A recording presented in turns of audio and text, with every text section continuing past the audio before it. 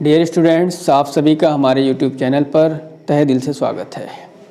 आज के इस वीडियो में हम लोग तत्व के विभिन्न रूप जो होते हैं, मुख्य रूप से धातु, अधातु, उपधातु और मिश्र धातुओं के बारे में अध्ययन करेंगे।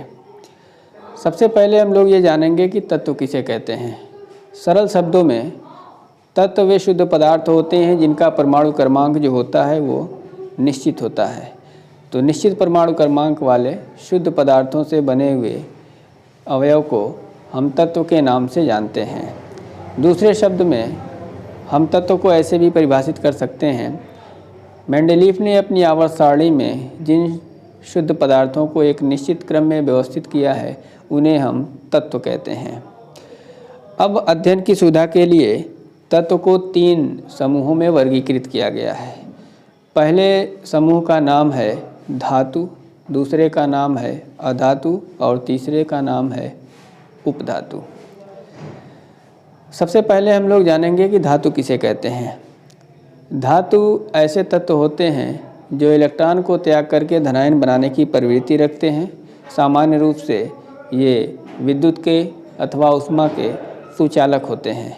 ऐसे पदार्थों को हम धातु के नाम से जानते हैं। जो धातु होते हैं उनके उदाहरण सोडियम है, मैग्नीशियम है, बेरिलियम है, पोटेशियम है।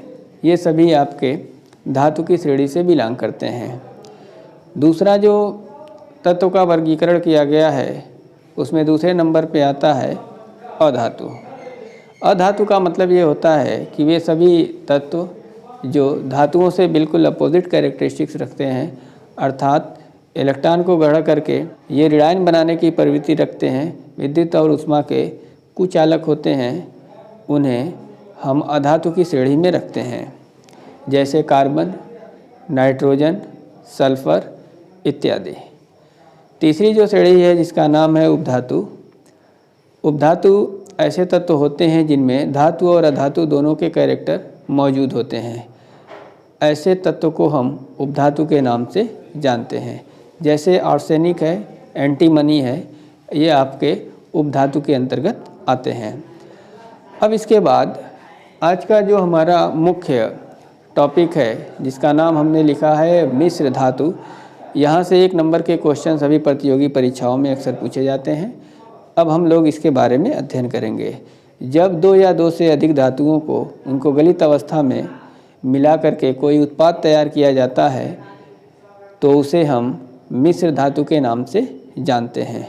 सामान्य रूप से जो मिश्र धातुएं होती हैं उनका प्रयोग हम जीवन के विभिन्न क्षेत्रों में अलग अलग सामानों को बनाने में करते हैं। तो आइए मिश्र धातु और उनके उपयोग, संगठन आदि बिंदुओं पे चर्चा किया जाए। इधर हमने मिश्र धातु का नाम लिखा है, इधर हमने संगठन लिख रखा है और इधर हमने उपयोग लिख रखा है।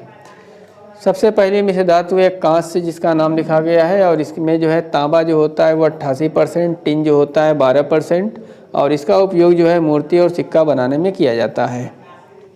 दूसरा मिश्र धातु है जिसका नाम है पीतल।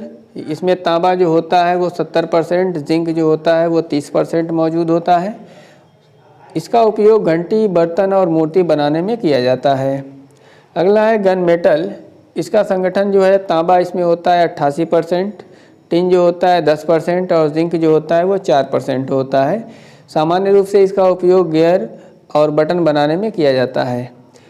अगला मिश्र धातु हमारा है टाका और इस टाके में जो है संगठन होता है टिन 50 से 60% होता है और लेड जो होता है वो 40 से 50% के बीच होता है। इसका उपयोग जो है हम लोग धातुओं को जोड़ने में सामान्य रूप से करते हैं। अगला हमारा है नाइक्रोम। इसमें जो है इसके संगठन में निकिल जो होता है 55% होता है, क्रोमियम जो होता है 20% होता है और आयरन जो होता है वो भी 20% होता है और इसका उपयोग हम इलेक्ट्रिक हीटर में सामान्य रूप से करते हैं। Stainless steel.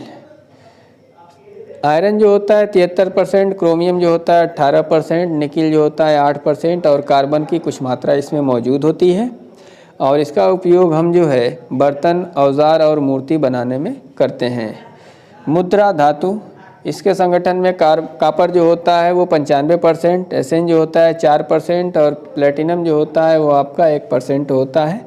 इनका उपयोग सामान्य रूप से मुद्रा बनाने में, यानी सिक्का वगैरह जिसका बनता है वो आपका मुद्रा धातु होता है।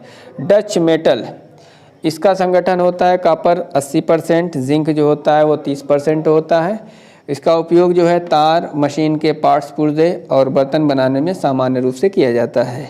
जर्मन सिल्वर, संगठन कॉपर जो होता है 50%, जिंक जो होता है 35%, निकिल जो होता है वो 15%। इसका भी उपयोग जो है बर्तन और मूर्ति बनाने में किया जाता है। आखिरी हमारी मिश्र धातु है कृत्रिम गोल्ड। इसके संगठन में कॉपर जो होता है 90%, एल्युमिनियम जो होता है वो 10% होता है और उपयोग आपका होता है आभूषण और मूर्ति बनाने में। तो प्यारे बच्चों, आज के इस क्लास में हम लोगों ने तत्व के विभिन्न रूप, धातु, अधातु, उपधातु और मिश्र धातुओं के बारे में संक्षिप्त अध्ययन किया। मुख्य रूप से मिश्र धातु से कक्षा 10 की परीक्षा में अक्सर प्रश्न पूछे जाते हैं। इसके अतिरिक्त वनडे जितने भी एग्ज़ाम होते हैं वहाँ पर भी 1 नंबर के क्वेश्चन मिश्र धातु के संगठन और उपयोग से अक्सर पूछे जाते हैं। परीक्षा के पॉइंट ऑफ व्यू से ये टॉपिक काफ़ी महत्वपूर्ण था। हम आशा करते हैं कि आपको एग्ज़ाम में तैयारी में ये वीडियो काफ़ी हेल्प प्रोवाइड करेगा। लाइक, शेयर और सब्सक्राइब करना ना भूलें। मिलेंगे फिर नेक्स्ट वीडियो में, तब तक के लिए बाय।